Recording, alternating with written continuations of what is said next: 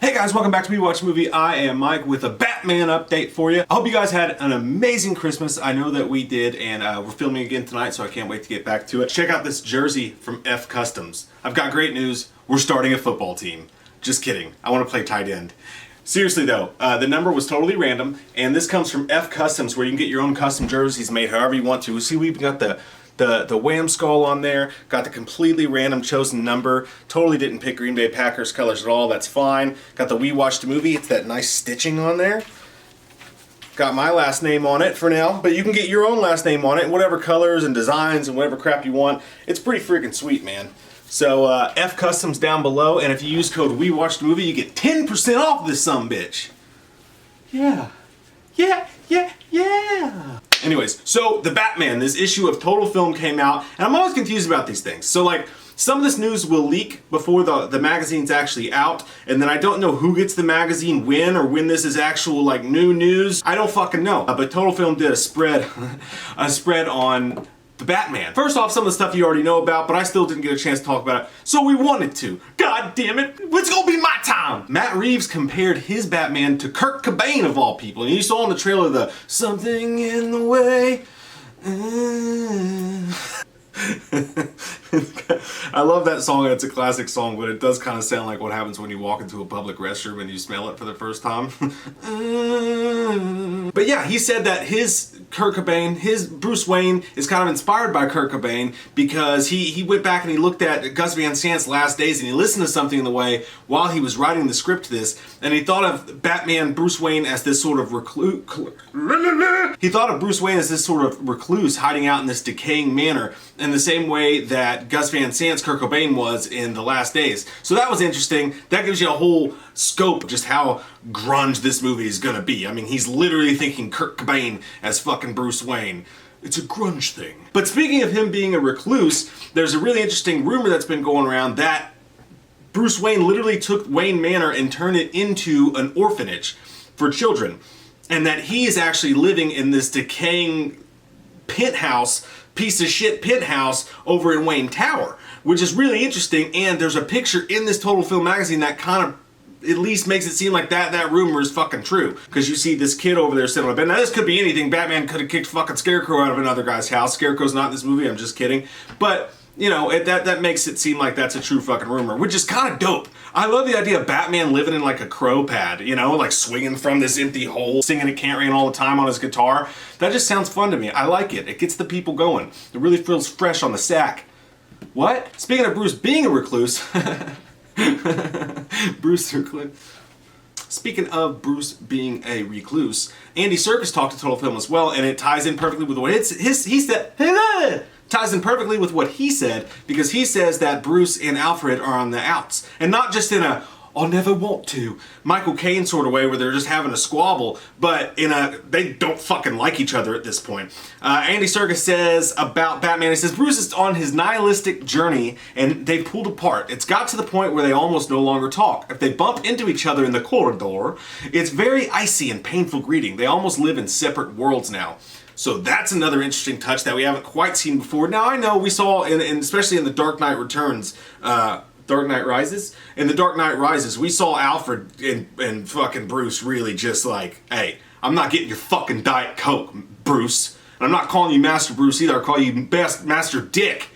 Actually, that sounds like a compliment. That's gonna be my new Halo name. Matt Reeves also tells Total Film some other stuff that we kind of already knew, but it's interesting to hear anyway. He says that it's going to play a lot off of the Batman comic Year 1, that storyline. He says Batman's in Year 2 of this. We're not going to show the origin all over again. He says specifically, we've seen a lot of great stories about Bruce witnessing his parents' murder and then trying to find a way to cope with that by perfecting himself into Batman. But I wanted to do a story where he's already been through the origins, Uncle Ben, and does not really know how exactly to be Batman. It's a Year 2 story, and I wanted you to connect to him, not only as Bruce, but as Batman. But so Year 1, but he's in Year 2 of it. They say that the cow, the first time you see it, already has a bullet graze on it, which has never been done before. That's some cool shit. I like what you're putting in the lasagna. We also find out that Robert Pattinson tested for this using the Batman Forever suit, Val Kilmer's Batman Forever suit, which is just badass. I love that. That would be an amazing day at work, to go put on fucking Val Kilmer's Batsuit. He said it's so difficult to express yourself through, it's designed to frighten people. No one really needs to know what your emotional state is while you're in it, but in this movie so much happens while he's in the suit that you've got to figure out how to make it work. Just another sign that Batman's gonna go fucking through it. Like so many of us did at our in-laws' Christmases, he's gonna go to a dark, deep place of depression and angst and pain and terrible Christmas presents opening, and then you have to act like you like it in front of everybody. It's really uncomfortable. Once again, they reiterate it's going to be a detective film. Pattinson said it doesn't feel like any other superhero movie, that is definitely a detective film. And producer Dylan Clark, they're really they're talking some shit now. Like they are really putting, the two interesting things they said about this movie was, number one, he said, I actually told Nolan. He said, I'm coming after you, you some bitch. He didn't say that. He actually just said, we're trying to be the best Batman ever made. We're going to try to beat you. He said that Matt Reeves was interested in pushing this character to his emotional depths and shaking him to his core. It sounds like a weird Planet Fitness ad. They talked about sequels. So Robert Pattinson said, hey, I've actually got this idea for where his psychology could go over the next 2 movies. And he's like, I'd love to see that happen.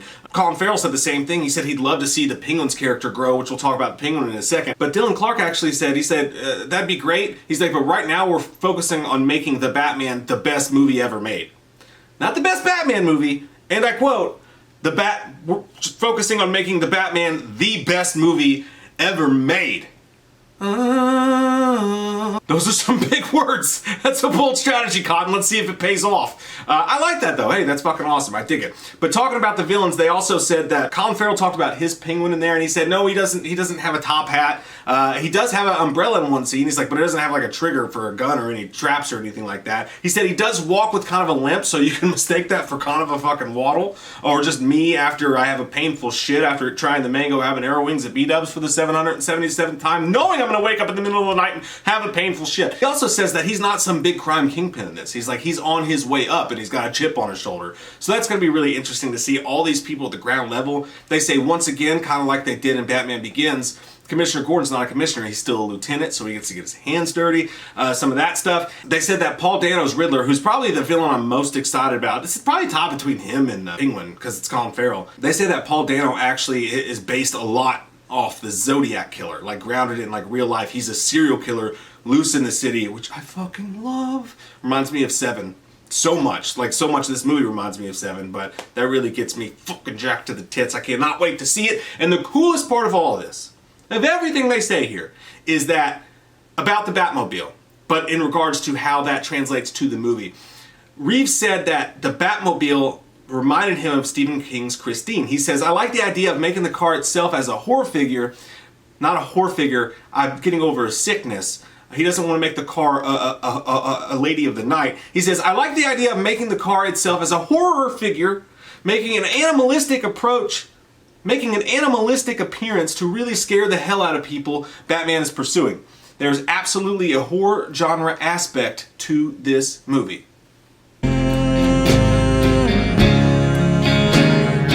A horror genre aspect to a Batman movie is exactly what I fucking want. That is amazing. That's probably the coolest thing I've heard anybody say about this movie. Unfortunately, it's rated PG-13.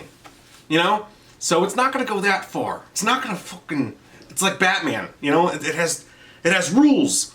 It has rules, and that's the only difference between him and the Joker. But no, I really do wish that it was rated R, but that doesn't mean it's not gonna be a great fucking movie. Alright? It just, god damn, does this look like a rated R fucking movie or what? I can't believe it's PG-13. But the fact that they're gonna make it a horror, he says there's a horror genre aspect to this movie, fucking thank you. I love the shit out of that. Let me know what you guys think about that down below. Do you think they're gonna be able to pull off that with this PG-13 rating? That's a really interesting thing. And finally, the last bit of news is I'm pregnant. And also, the Batman, they say, is going to be available 46 days after its release in theaters on HBO Max, putting it on HBO Max on April the 19th. Now, we don't know what's going on with Omicron, but we do know that, as it seems now, movies are going to be fine. People are going to be able to go see them or whatever. But if you're worried about that, then it will be on there on April 19th. And that's cool. That's awesome. But don't forget about the F Custom jerseys linked down below. You get 10% off with code WeWatchedAMovie. And that is the Batman update. We will see you with more shit soon. We love your fucking faces, and make sure you click that subscribe button and get some goddamn women. What are you gonna do on October 31st? What are you gonna do on October 31st? Here comes that white-faced fucker, an asshole like no other. He's a big old piece of shit. Wants to stab your sister's tits cause he's a white-faced fucker. Loomis can't recover. Dr. Challenge drunk again, sleeping with your sister's friends. Do you wanna know about the darkness? I said, goddamn. Goddamn you, faggot! I said, goddamn. A lot of people don't know the darkness that goes inside their hearts. I said, goddamn. Goddamn you, Michael!